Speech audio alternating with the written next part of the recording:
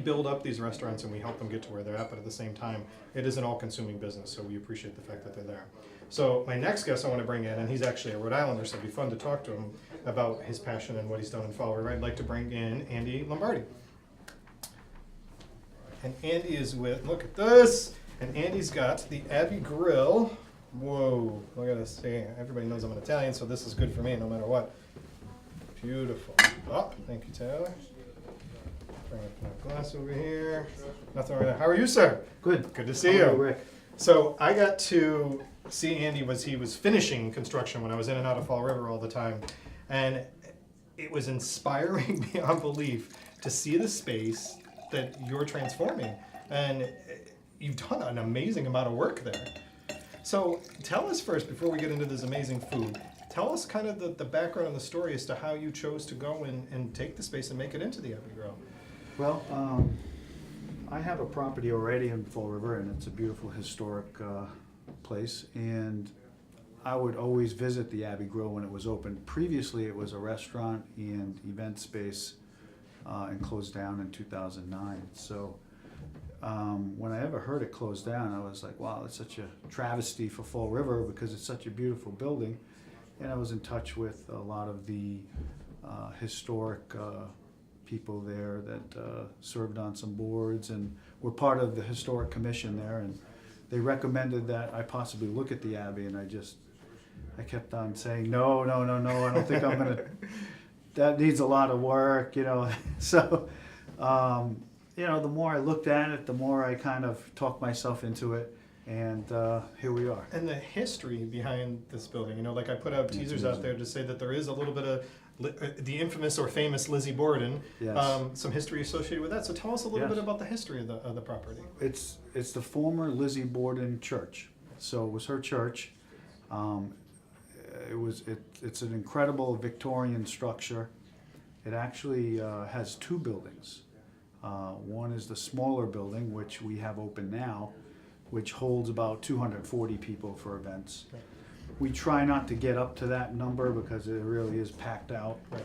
But we do a lot of weddings and showers, bridal showers, christenings, a lot of great events there. It's an amazing building that, Fall River at one time was the richest community in America. Right. In the 1860s and 70s. Yeah. So they built all these beautiful buildings, and it's just amazing that a lot of them still exist. And this structure, so this is the building that you're now is the former, was it the rectory?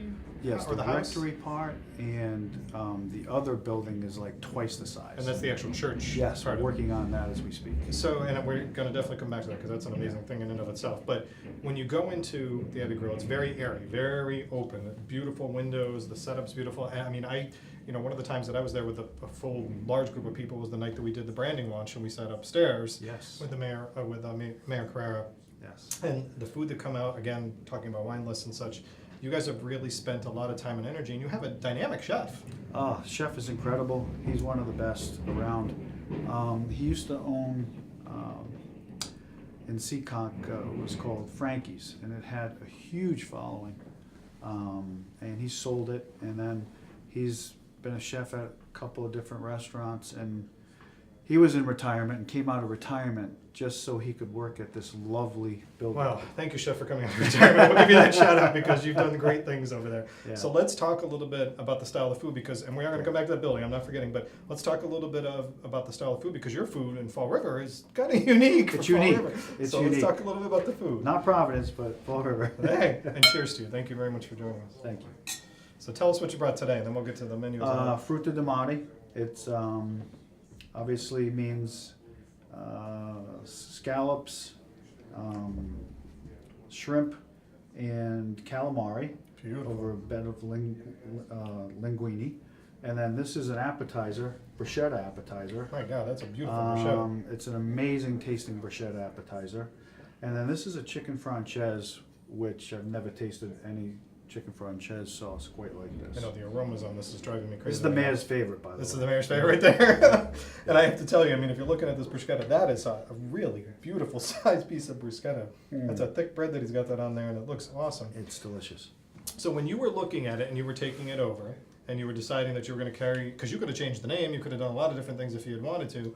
What made you decide to go with the Italian style menu, the Italian tradition? You know, it's a type of food that I'm comfortable with, and I know, and it, you know, finding Chef Ricamo was a godsend because his food is just so good, you know, and I just love Italian food, and I think, you know, we draw from outside of Fall River already. Right, exactly. Westport, Portsmouth, Newport, Dartmouth, Yeah. Little Compton, Tiverton. Tiverton, yeah.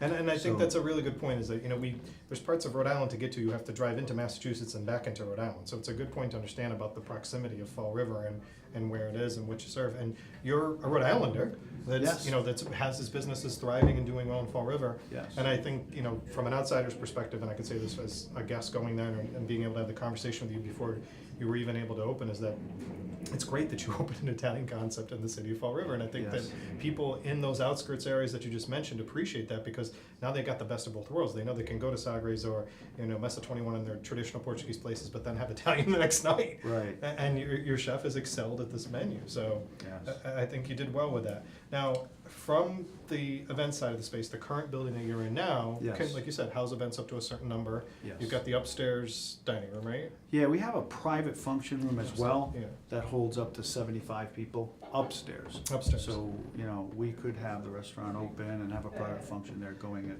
the same time. And you kept the decor in the building that you're in now very true to the original We structure. we did. I mean, Yeah. the building is just amazing. I mean, the previous owner was amazing. He had vision, Chef George Caros, and he was one of the first people to bring, you know, the open kitchen concept. It has an open kitchen Right. concept, but that was, I think, like in the mid-90s. That we did that, yeah. Not many open kitchens were around. Yeah, he was kind of pioneer to. Yeah, get he started, was, right. and you know, he had a culinary institute, and it was a great facility. It's just a shame that it fell on hard times. So someone that I got an instant message saying about that, saying, "Oh my God, I know exactly what that is, because it used to be a culinary institute." Yes, That was in the main church building, right? That was there. I think they did both. They're both buildings that they used it? Yeah, they used both. So Yeah. you've undertaken I mean, you own the entire property, but you've undertaken this massive project of the church building itself. Yes. To get in there. Can you tell us a little bit about what your vision is for that? Yeah, we anticipate within the next year and a half becoming open there. And we can house up to 400, 350 people for a function. So Fall River has to go outside of Fall River to have any function Right. that size. Yeah. So hopefully that'll be a great thing for the area.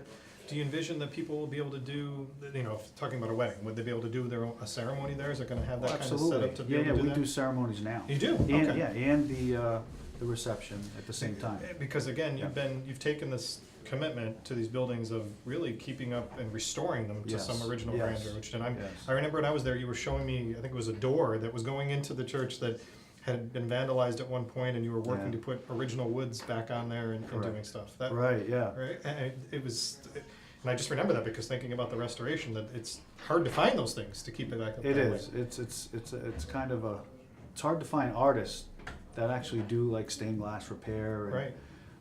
slate roof repairs and masons that know how to work on these type of buildings.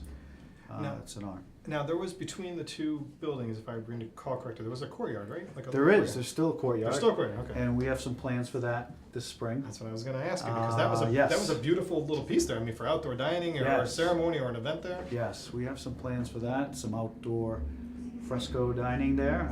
So we're encouraged about that happening in the late spring. So So this maybe is some again, live music. oh, Yeah. that's phenomenal, especially in Yeah. that area. And Yeah. this is if you're familiar with the Fall River area, this is really close to Government Center, so it's I mean, I used to walk over from Government Center to get over to you. Yes. Really in the heart of the city of Fall River in there.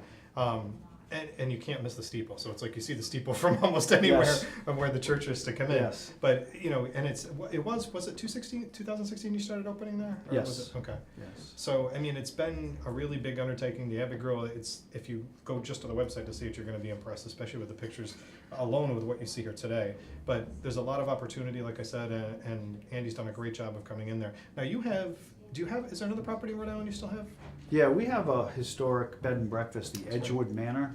So we've been at that for over 20 years, and we do weddings there and functions and overnight accommodations, and we've been doing that for a long time. Excellent. Yeah. Now, when you get to, in the next, year to 18 months, you said, in finishing the church building and Yeah. being able to have events there and that kind of thing, will it be of a similar style? Will your chef and you guys will handle the food? Is that the plans? That is the plan at the moment, yes. Because from that perspective, again, of inserting this style of a menu into events is gonna be another unique thing. Yes, we plan on hiring more staff, and it already has another kitchen in that building already. That's right, because when the Yeah, it Institute was already that's there, right. so we just have to upgrade it, and we'll be ready to go.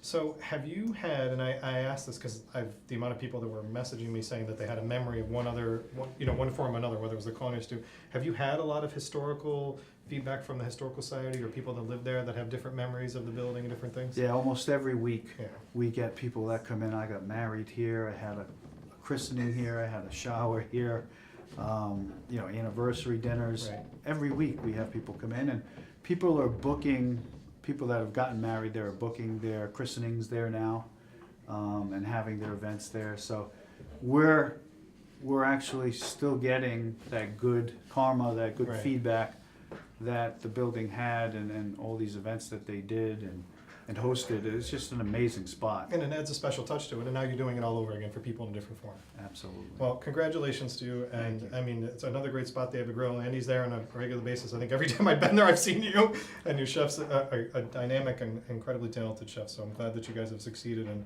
a lot more success to you in the coming years. So thank you for making the time to come in Thank today. you, Rick. for Really having appreciate me. it. Appreciate Cheers it. again. Cheers. All right. So the girls are gonna help you slide out. I gotta be honest with you, I'm probably gonna be trying this dish after I get off, because that looks amazing. Thank you. You want me to take that? Yeah, Taylor will take that one right for you. All right, so amazing food, and now we went from Portuguese to Italian, and now we're gonna go back to Portuguese, but in a whole different realm. And someone asked me why I labeled